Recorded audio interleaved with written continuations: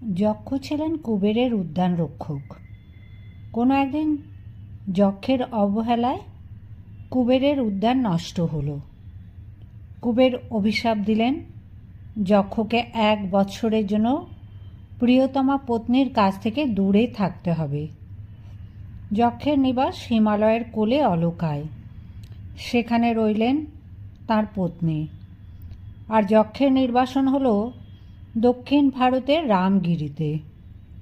অভিশাপের 8 মাস অতিক্রান্ত হওয়ার পর আষাঢ়ের প্রথম দিনে আকাশে জমল মেঘ। যক্ষ সেই মেঘকেই দূত করে পাঠাবেন তাঁর পত্নীর কাছে, এই স্থির করলেন। কিন্তু কোথায় সেই অলকা আর কোথায় বা রামগিরি?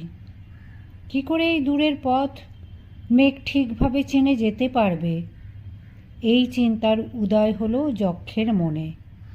তাই প্রথমেই নির্দেশ করলেন অলকায় যাওয়ার পথের নিশানা। একে একে বর্ণনা দিলেন মালক্ষেত্র, দশার্ণ, বিদিশা, অবন্তী, উজ্জয়িনী, দশপুর, কুরুক্ষেত্র, কনখল, কৈলাস প্রভৃতির।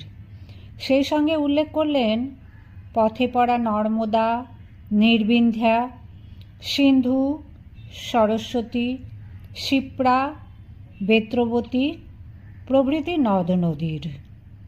এই নিয়েই মেঘদূতের পূর্বভাগ বা পূর্ব মেঘ। পরের ভাগে বা উত্তর মেঘে দিলেন অলকার বর্ণনা। সেই সঙ্গে উপস্থাপিত করলেন বিরহকাতরা যক্ষপত্নীর চিত্র। রইল তাঁর প্রতি আশ্বাস বাণী।